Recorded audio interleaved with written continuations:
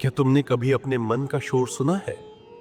वह अनकहा शोर जो हर वक्त तुम्हारे भीतर कुछ ना कुछ कहता रहता है। कभी किसी भूले हुए दुख की गूंज, जैसे कोई पुराना जख्म फिर से रिस रहा हो। कभी किसी अधूरे ख्वाब की परछाई जो तुम्हें बेचैन करती है। कभी किसी छोटी सी बात का अजीब सा डर जो तुम्हें कसकर जकड़ लेता है। तुम कमरे में चुप बैठे हो, बाहर सब शांत है, पर भीतर विचारों की आंधी चल रही होती है। तुम बाहर से शांत दिखते हो, जैसे कोई शांत सरोवर हो, पर अंदर मानो कोई भीषण जंग चल रही हो। क्या यही जीवन है? यह जीवन के नाम पर हम एक झूठा सपना जी रहे हैं।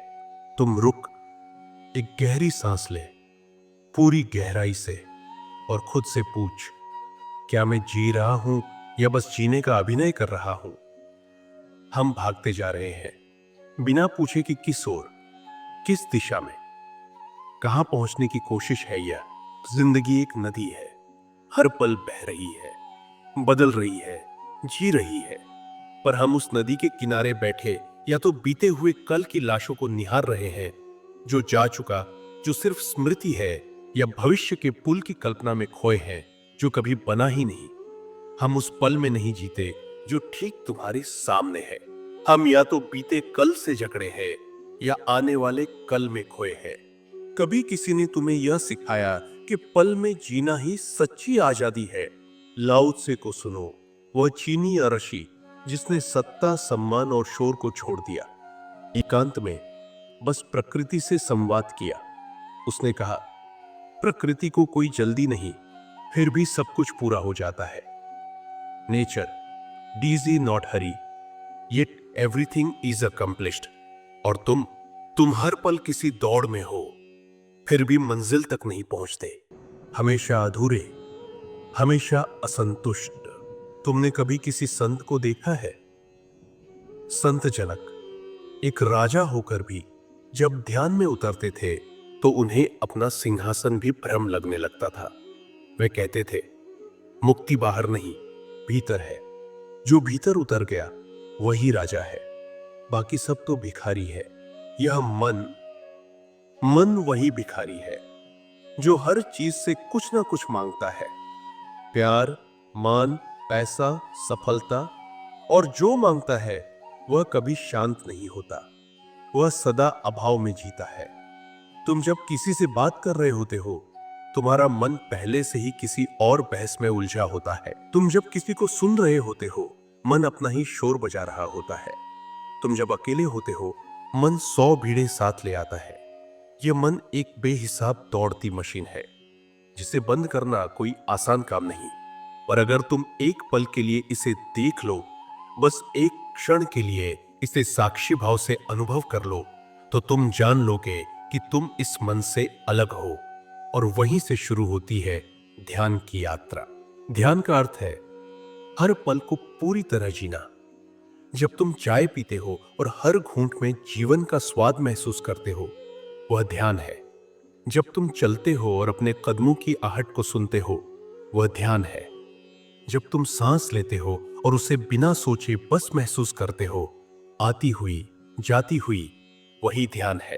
पाइथागोरस, जिसे तुम गणितज्ञ कहते हो, असल में एक रहस्यवादी संत था। वह कहता था, मौन और संगीत दोनों में परमात्मा की झलक मिलती है। तुम हर चीज को समझने की कोशिश करते हो, पर समझना ही बाधा बन जाता है। कभी ताओ को सुना है?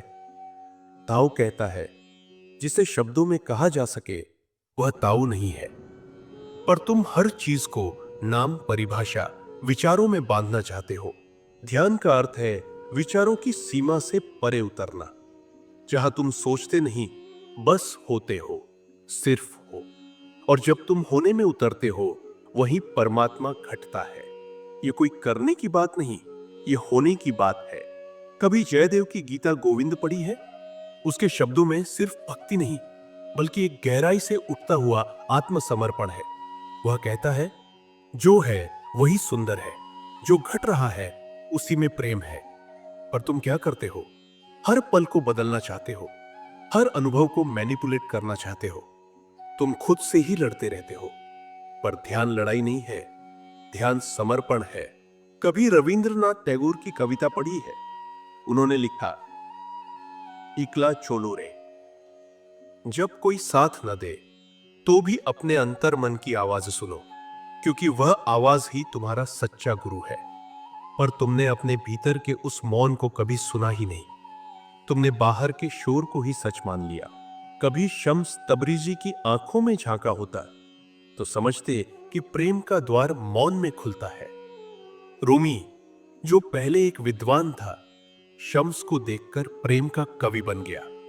वह प्रेम जिसने उसका अहंकार तोड़ा, उसे नाचना सिखाया, उसे जलना सिखाया। ध्यान वही अग्नि है जो तुम्हारे भीतर के झूठ को जला देती है। ध्यान में जब तुम उतरते हो तो तुम देखते हो कि न तुम यह शरीर हो, न यह मन। तुम कुछ और हो, एक चैतन्य, एक साक्षी, एक मौन ज्योति। कभी रामकृष्ण परमहंस को देखो। उनका प्रेम इतना गहरा था कि वह मूर्ति से बात करते थे। लोगों को लगता था पागल है, पर उसी प्रेम में एक विवेकानंद जागा। और वही विवेकानंद जिसने शिकागो में दुनिया को बताया, मैं हिंदू हूं, पर मैं मनुष्य से पहले हूं। तुम क्या हो? एक नाम, एक शरीर, एक समाज की पहचान, या वह जो इन सब के पीछे चुपचाप देख रहा है। संत कबीर ने कहा था, जिनी जिनी बिनी चदरिए, यह जीवन एक नाजुक चादर है, इसे सहेज के रखो, न किसी तुलना में फाड़ो, न किसी लालच में बेचो। कभी रुक कर खुद से प्रेम किया है, कभी आईने में देखकर कहा है, मैं जैसा हूं वैसा ही सुंदर हूं। अगर नहीं तो आज कर लो, क्योंकि स्वीकार करना ही सबसे बड़ा ध्यान है। तुम तब तक मुक्त नहीं हो सकते जब तक तुम खुद से प्रेम नहीं करते। तुम अपने डर से लड़ते हो, अकेलेपन से भागते हो और प्रेम की भीख मांगते हो। पर प्रेम तब आता है जब तुम अपने अकेलेपन को गले लगाते हो। कभी मीरा को देखा है? उसने समाज, पति, नाम, कुल सब कुछ छोड़ दिया, बस कृष्ण को थाम लिया। वह नाची, गाई, रोई, पर रुकने का नाम नहीं लिया। वह पागलपन नहीं था, वह ध्यान की पराकाष्ठा थी, प्रेम में पूर्ण विलय। कभी गौतम बुद्ध की आंखें देखी हैं? वहां कोई आग्रह नहीं, कोई मांग नहीं, बस एक गहरा मौन, जैसे समंदर भीतर उतर आया हो। बुद्ध ने कहा था, बी ए लाइट अनटू योरसेल्फ, अपने लिए खुद ही प्रकाश बनो, क्योंकि बाहर की सारी रोशनी तब तक बेकार है जब तक भीतर अंधेरा है। और जब तुम भीतर के अंधेरे से आंख मिलाते हो तभी ध्यान घटता है। ध्यान कोई तकनीक नहीं, ध्यान एक अनुभव है। ध्यान कोई अभ्यास नहीं, ध्यान एक कृपा है। और यह कृपा तभी मिलती है जब तुम सच में रुकते हो। तुम्हारे हर श्वास में, हर धड़कन में, हर मौन में परमात्मा है। तो अब उठो, पर दौड़ो मत। चलो, पर मंजिल की चिंता छोड़ दो। सांस लो, पर गिनती मत करो। बस हो जाओ, जैसे पत्ता हवा में बहता है, जैसे बादल बिना दिशा के चलते हैं, जैसे नदी अपने आप बहती है। तब तुम पाओगे कि जो तुम जीवन भर खोज रहे थे वह कभी खोया ही नहीं था, वह तुम्हारे भीतर ही था। बस तुम बाहर ढूंढते रहे। और अब तू मुस्कुरा दे, क्योंकि ध्यान में उतरने के लिए किसी गुफा में जाने की जरूरत नहीं, बस एक सच्ची सांस लेने की जरूरत है, एक गहरी स्वीकृति की जरूरत है, एक शांत आंख की जरूरत है जो पहली बार खुद को देखे। और जब तू खुद को देखेगा तू परमात्मा को देखेगा। और तब शब्द चुप हो जाएंगे, मन रुक जाएगा और बच जाएगा बस एक मौन, जिसमें तू नहीं रहेगा, बस अनुभव बचेगा। और वही ध्यान है। जिंदगी एक उत्सव है, पर तुमने इसे बोझ बना लिया है।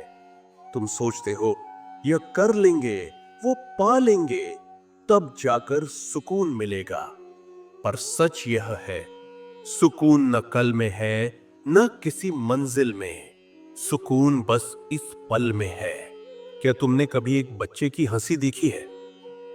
वह बिना वजह खिल उठता है, न कोई कारण, न कोई मतलब, फिर भी उसकी हंसी दिल को छू जाती है। क्यों? क्योंकि वह इस पल में होता है, न किसी सपने के पीछे भागता है, न किसी पछतावे से जूझता है। वह बस जीता है। तुम भी वैसा ही जी सकते हो। हंसी भी एक ध्यान है। जब तुम दिल से हंसते हो तब जीवन के सारे बोझ गिर जाते हैं, जैसे कोई भारी पत्थर सीने से उतर गया हो। संत तुकाराम के भजनों में भी वही हंसी थी। वह पवित्र हंसी जो रुलाती नहीं, बल्कि तुम्हें परमात्मा की गोद में हंसते हुए पहुंचा देती है। हंसी का एक क्षण तुम्हें ईश्वर के और पास ले आता है। तो अब इस पल में जीना शुरू करो। न बीते हुए कल में उलझो, न आने वाले कल की कल्पनाओं में डूबो। हर सांस एक नई जिंदगी है, हर पल एक नया गीत है। यह पल तुम्हारा है, इसे पूरी तरह से जी लो। और जब तुम इस पल में पूरी तरह से डूबते हो, तभी वह शांति मिलती है, वह आनंद मिलता है जिसकी तलाश में तुम जीवन भर भागते रहे।